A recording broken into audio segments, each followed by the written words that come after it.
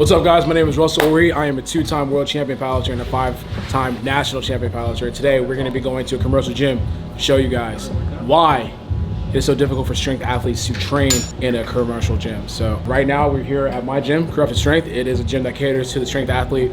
I'm going to kind of describe to you guys why we cater to the strength athlete or how we cater to the strength athlete, and then we're going to go to a commercial gym. And I'm gonna show you guys, for some of you guys that are watching that may want to join maybe like powerlifting, why training at a commercial gym is making your training probably a little bit harder than it has to be. So let's begin. So we're gonna go to the main part of the gym right now. I'm gonna kind of describe some of the stuff that's inside the gym that makes powerlifting a little bit easier for some of our lifters inside of here. So as we come in, we have designated deadlift platforms here. So these platforms are basically built to keep kind of like the floor even. Sometimes you might go to a commercial gym and like shit's just uneven. You have like bumps on the floor and stuff like that. It makes pulling a little bit harder. Also, one of the biggest things that we also have, kilo plates. Now, kilo plates, you know exactly what it is. This is 25 kg, which is gonna be about 55 pounds. Whenever you're lifting with some of the weights inside of a commercial gym, it says 45, but it might be something else, you know? But these kilo plates are definite, this weight is definite, and you know for sure what you're putting on the bar whenever you put that weight on the bar. Next up, we have the combo rack. The combo rack here allows you to bench and squat. So this is basically competition grade. This is what you're gonna be lifting on whenever you're actually inside of a competition. Same thing with bench as well. So you're gonna be squatting and benching on this thing. Another thing is gonna be the bars. The bars are power bars. Once again, competition grade. They have the middle knurling to help you with squatting and keeping the bar on your back. The knurling in general, I mean, everything about this gym is to cater towards powerlifting. I think those are the main key parts, but for the most part, training inside a powerlifting gym or a gym that has this specific equipment allows you to be the best possible strength athlete that you can possibly be. So now, what I'm gonna do for you guys is I'm going to train at a commercial gym and then kind of point out some of the things that make it a little bit difficult for someone like myself to train in a commercial gym. All right, so before we head on to the gym, there's a couple things that we need to take with us because it's not really the commercial gym's fault, but this is just equipment that I need in order to train. So this is going to be some wrist wraps, lifting belt, and then we have our knee sleeves. These things aren't necessarily needed to be a powerlifter, but it definitely helps. I mean, to be honest with you, that's like one of the telltale signs that you're a powerlifter. I feel like if you have like your knee sleeves, belt, and wrist wraps, at least that's one of the things I'm able to kind of point out whenever I see a powerlifter in a commercial gym. But like I said, this video is for people that kind of don't understand the difference of training in a strength gym versus training in a commercial gym. So obviously you need knee sleeves to be a good powerlifter. I mean, you don't need knee sleeves to be a good powerlifter, but more often than not, if you're a good powerlifter, you probably have these. So what else do we need? We would also need some chalk, but I think we're squatting today. Don't need chalk. But for those of you guys that are watching, the reason why you need chalk is because it's gonna help you grip the bar a lot better. So maybe on a deadlift day, or maybe even a bench day, if you like to use chalk, chalk is very, very good as a powerlifter because it helps you, like I said, maintain that traction with the bar. So we got wrist wraps, belt, knee sleeves. That's pretty much it. I think we got everything we need. So I know like a lot of times people train in the gym, they actually don't utilize clips because the gym doesn't have clips in general.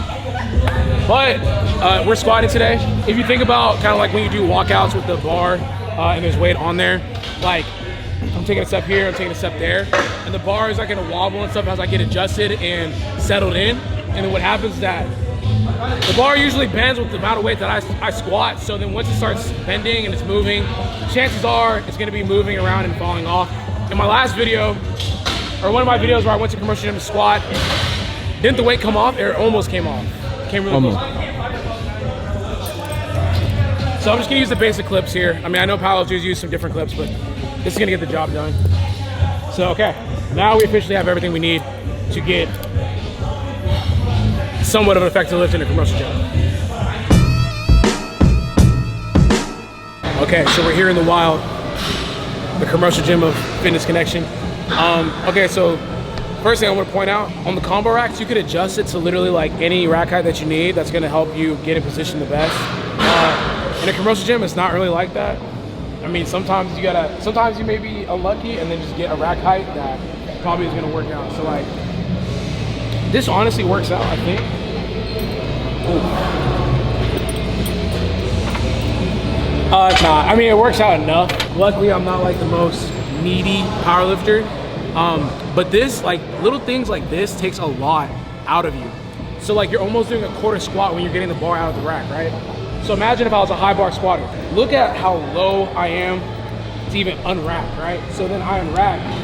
That's like almost like a quarter squat that I'm doing. And then I have to walk it out.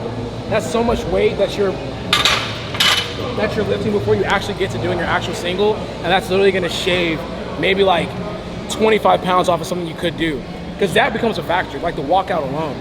So if I'm gonna be squatting like a PR attempt, like, okay, my best squat ever, I think, was 765 pounds in the gym. I would not be able to hit that here because just the walkout alone, the amount of energy that it would take to even get that off the rack would just be ridiculous. But let's just go ahead and jump straight. I'm not gonna lie to you guys, I'm not gonna warm up. That sounds insane to say. But we have a relatively easy workout today, and honestly, I just wanna get in and out. So I'm gonna go ahead and put my knee sleeves on and kind of get to squatting.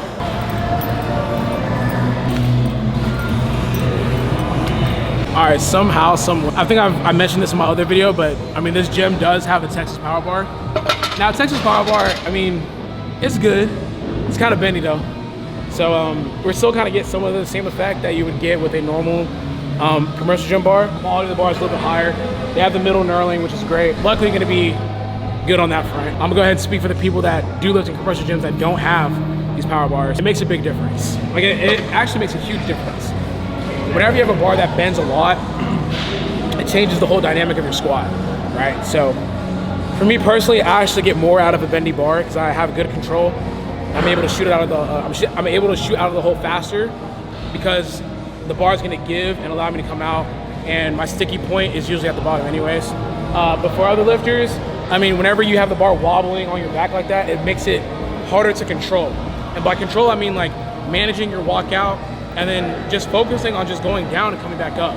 When you're utilizing a lot of energy just trying to stabilize, I mean, that's just think of it like life points. Literally just draining your life points, literally just draining your energy just to stabilize the bar alone before you even initiate the squat.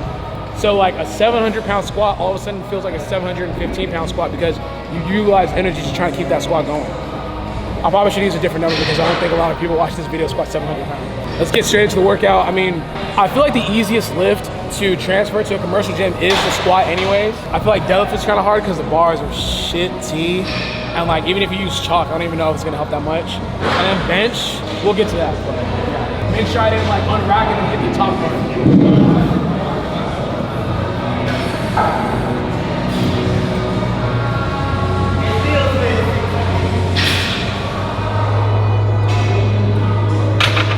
Sorry, I got this shoulder thing going on. That shit hurt. I want you guys to pay attention whenever I unrack. Like you can see, like I have to literally like almost like do like a quarter squat and then maintain that quarter squat as I walk out. Then I fully step into like my starting position. You guys will see it, but I mean, even that just takes so much energy, bro. See how the bar is on this rung right here? There's literally like another rung coming up right here. Let's see, okay. I have to be very cognizant whenever I'm like picking the bar up because I don't want to hit that top part and then disrupt my walkout. Here, right here, if I fully stand up, I automatically hit that and I just get out of position. So I have to come up like this and then kind of like pay attention to where the bar is at and slowly walk it out. That already takes a lot of energy versus just a simple two-step walkout.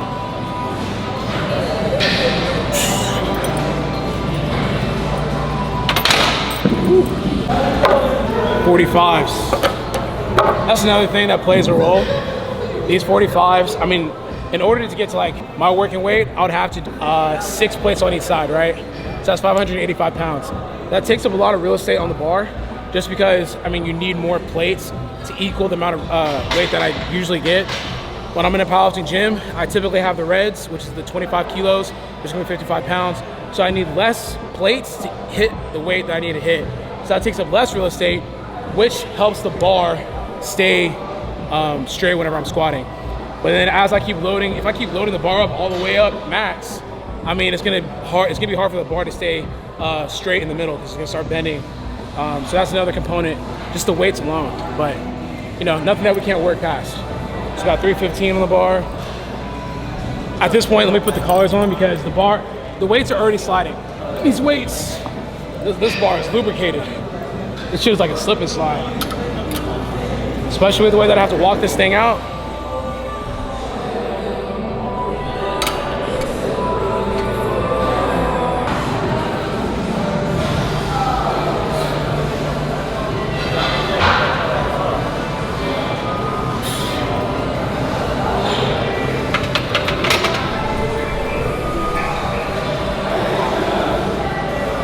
Also for today's workout, I have a top set of 3 at RP6. I think it's gonna be probably around like 585 pounds.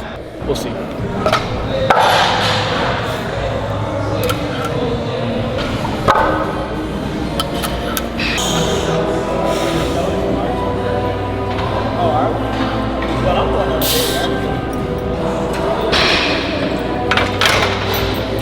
I have to like concentrate so hard to make sure I'm not like racking it wrong or anything like that. As you can see, like, look at that. Bar, it's like already kind of wobbly and bending. It typically doesn't do that. This is like $4.95. It's not too heavy for myself, but I mean, it's a lot of weight. I don't know why I threw that in there. It's not too heavy for myself. It's $4.95. Yeah, $4.95. So it's putting a lot of stress on the bar, and I can see it. Like I said, Texas power bars aren't that different from normal commercial gym bars. They're still pretty bendy. Typically, when I'm using a normal power bar, you can see the bar bending like around like 600 pounds, like another 100 pounds up. I'm about to do this warm-up set. I'm deciding between like 585 and 635. I can't remember what I did in my last workout for my set of 3 paused. Can't remember. But basically, it's a tempo rep. So 3 seconds down, 1 second in the hole, and then explode back up. Let's see what we got. Normally I'm able to tell what I got for the workout at like 595. If this feels like nothing, then we good. If it feels like something, we not good.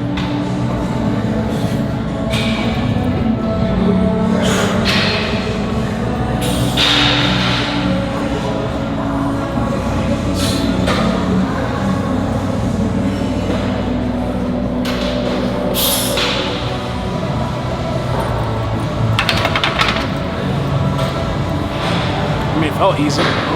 So, all right, we have 585. I think I'm just gonna call it here. I'll see how it feels, but I'm gonna call it here. So we have 3 tempo reps. So once again, 3 seconds going down into the hole, and like a slight pause, then explode back up.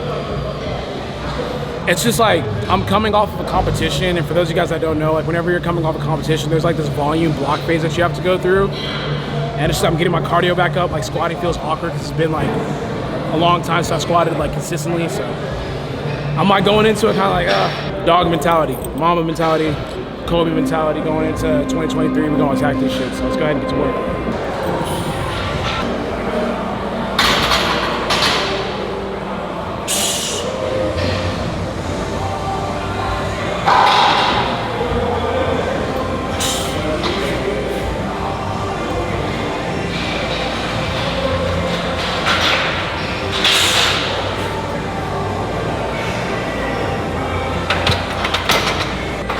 That was a lot of pressure on my head. It takes kilos, it takes pounds off your squat max because you're fighting different elements just to get the bar off the rack. And strength athletes, the point of like going to a strength gym is to maximize the amount of weight you can lift, and you have equipment there that allows you to do that. Commercial gyms are just for the casual gym goer. You know, it's meant for general fitness, not really prioritizing strength. Where you can still get a good workout with strength. It's not the best bet, and it makes it really difficult. I know, like, it looks easy, but I mean, this workout could have been a lot more efficient. You could like see the bar bending literally right now. I mean, we just took the other 45 off, but like you can see it's kind of like, this looks like so much weight, man. Like if I post this on Instagram, it would just get so many views because it looks like it's like 1,000 pounds. It's crazy because like you could post like 595 on Instagram and get a shit ton of views with like pound plates, but then if you use like reds, that would be like 4 reds. It doesn't look as impressive. It's like 485. All right.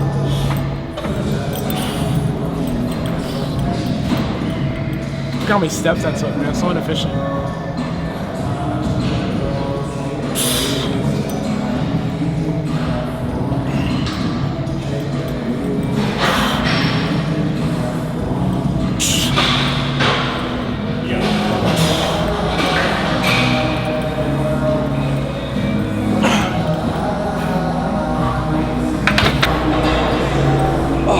I've been doing this thing where I don't use wrist wraps. I don't know why. I did it at my meet in Korea, and it's been so weird. Yeah, you got it, bro. Shit. Whew. I'm out of shape.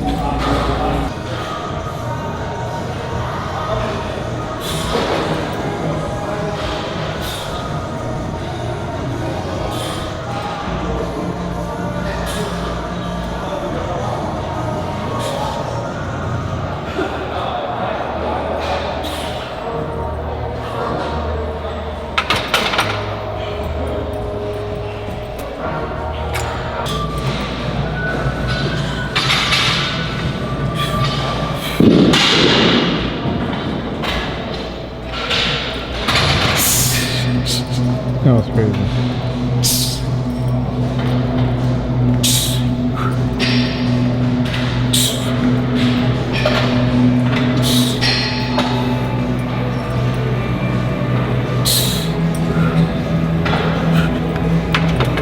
I was like, what the fuck?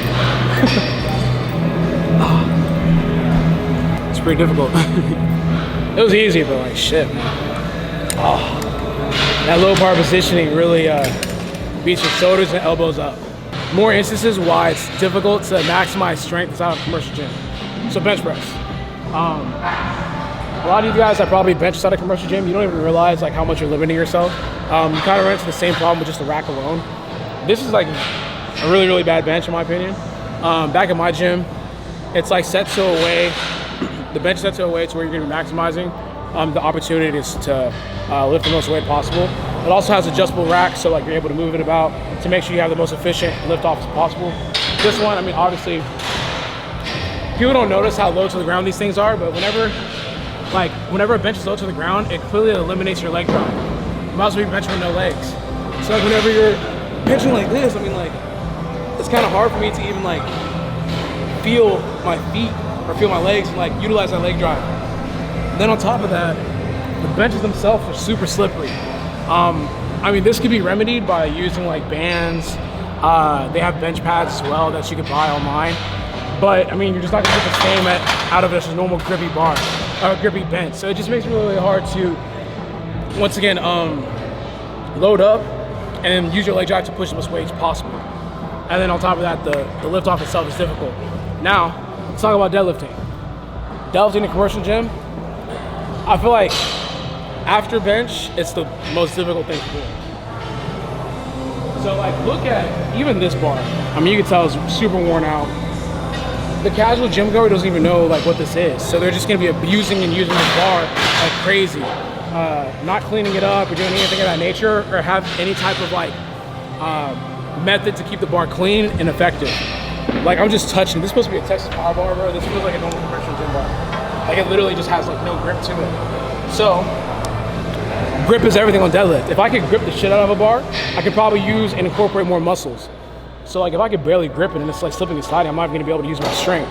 So that makes it difficult, number one. Number two, you have an uneven surface to deadlift off of. Like, I don't know if you guys can see on camera, but you can see like the little, you can see like where the bar has been sat on the ground, and like there's just like deviations.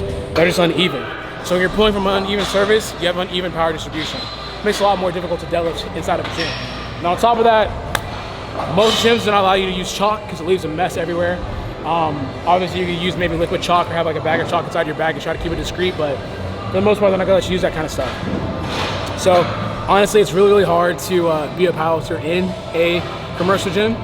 The point of this video is to kind of show you guys the strength that you guys are missing out on when you train in a gym like this. You can be a good powerlifter training in a commercial gym, but just understand that you're gonna be kind of like training at a handicap to a certain extent.